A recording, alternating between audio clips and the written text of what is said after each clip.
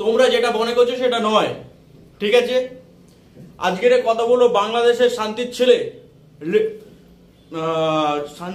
ছেলে শান্ত, নাজমুল হোসেন শান্ত, শান্তির ছেলে লিটন দাস, লিটন দাস এরকম একটা বিষয়, ঠিক আছে। তো শান্তির ছেলেকে নিয়ে, লিটন দাসকে নিয়ে, আর পুরনো একটা বিধ্বংসী ব্যাটসম্যান সৌম্য সরকার, তো সৌম্য সরকারকে একটু সাইডে রেখে দিলাম। আজ মেন টপিক কিন্তু শান্তির ছেলে, আর 2 নম্বর হচ্ছে বাংলাদেশের বিরুদ্ধে কলাগাছের টিম। কিন্তু কলাগাছ এখন কারা সেটা এখন এই ভিডিওতে তোমরা জানতে পারবে। প্রথম কথা, শান্তির ছেলে যখন বিশ্বকাপ খেলতে আসে তখন ইন্টারভিউ নেয়, যারা ইন্টারভিউ কর্তা আছে তারা ইন্টারভিউ নেয়। শান্ত, এই বিশ্বকাপে তোমাদের পারফরমেন্স কেমন হতে পারে, তোমাদের প্রস্তুতি কেমন আছে, বা তুমি কি ভাবছো বিশ্বকাপে কিরকম রান হতে পারে। এখন শান্তির ছেলে উত্তর দিচ্ছে, স্যার এই বিশ্বকাপে বড় জোর 160 হতে পারে, হাই স্কোর এরকমই হবে।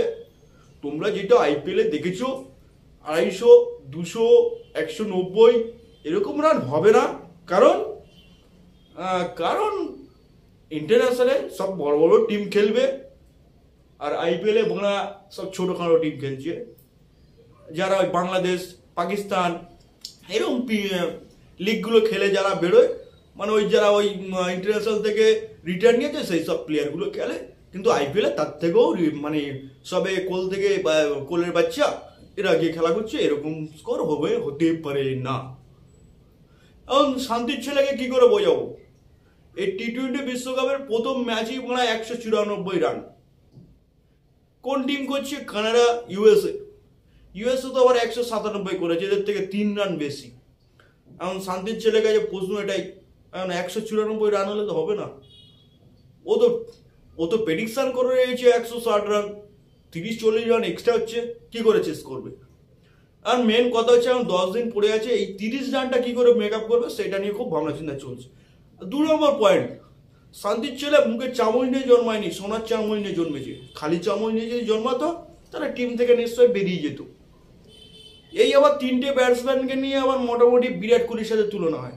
আরে বাবা, তোদের 3 জনের যে সেঞ্চুরি, আর বিরাট কোহলি একা সেঞ্চুরি তাও ধারে কাছে নেই। বাদ দাও, প্রশ্নটা সরিয়ে দিলাম। এখন শান্তির ছেলেকে কেউ বাদ দিতে পারছে না, কারণ শান্তির ছেলে মানে যে বিবিসি মানে বাংলাদেশের ক্রিকেট বোর্ডের যে টিম ম্যানেজমেন্ট আছে তার মধ্যে নাকি শান্তির ছেলে কাকা লুকিয়ে আছে। হলে হতে পারে, তোমরা জানো সেটা কমেন্ট বক্সে জানো, ঠিক আছে। আর ভিডিওটা যদি ভালো লাগে অবশ্যই সাবস্ক্রাইব করো। এখন মেন প্রশ্ন হচ্ছে, এই যে বাংলাদেশ টিম কি ক্যাপ্টেন নেই? দেখো, শান্তির ছেলের থেকে ভালো ভালো প্লেয়ার এখনো বসে রয়েছে। মেহেদী হাসান মিরাজ কি দোষ করেছে? নিল না। তামিম ইকবাল সহপাঠীর সাথে ঝামেলা, সাকিবুল হাসানের সাথে ঝামেলা, তামিম ইকবাল চলবে না। শান্তির ছেলের থেকে তামিম ইকবাল অনেক ভালো প্লেয়ার। আচ্ছা, 2 নম্বর কথা হচ্ছে লিটন দাস। এখন ব্যর্থ প্রেমিকের ভালোবাসা, আর মেন কথা হচ্ছে এটা, ধরো তুমি কাউকে ভালোবাসো, ভালো করে বলছো, তুমি কাউকে ভালোবাসো, সেই মেয়েটা তোমাকে 3 বার ধোকা দিল, 5 বার ধোকা দিল, তুমি কি করবে? নিশ্চয়ই মেয়েটার কাছে আবার ছুটে যাবে? একদমই না, তুমি মেয়েটাকে রিজেক্ট করে দেবে, বলবে ভাই তোর সাথে আমি প্রেম করবো না। তাহলে এইখানে বাংলাদেশ টিমে এত কিসের ভালোবাসা লিটন দাসের সাথে, শান্তর সাথে, বোঝা যাচ্ছে না যে এতবার ফ্লপ কাছে তারপরেও কাছে টেনে নিচ্ছে। মানে হচ্ছে কি বলা যায়, এটা ছেলের দোষ দেবো না বাংলাদেশের ক্রিকেটের বোর্ডের দোষ দেবো? ছেলের দোষ দিলে তো দেওয়া যাবে না, কারণ এখনকার ছেলেরা অ্যাডভান্স, 2 বার ধোকা দিল মাল বলবে তুই বাড়ি যাও, না নেক্সটকে আসার সুযোগ করে দে। আর বাংলাদেশের ক্রিকেট বোর্ডে নেক্সট বলতে কেউ নেই টিমে, যে শান্ত আর লিটন দাসের জায়গাটা কেউ নিতে পারে। আর মেন কথা হচ্ছে ইন্ডিয়ার সাথে 122 রান, ব্যাস ম্যাচ শেষ।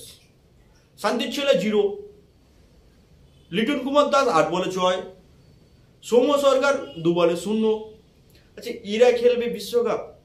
বাংলাদেশ এত টাকা খরচা করছে, যে তারা একটা এখনো পারফেক্ট ভাবে টিম তৈরি করতে পারেনি, এটাই দুঃখ। ঠিক আছে, ভিডিওটা ভালো লাগলে অবশ্যই লাইক করে দিবে, আর নতুন যদি হয়ে থাকো চ্যানেলটা সাবস্ক্রাইব করো।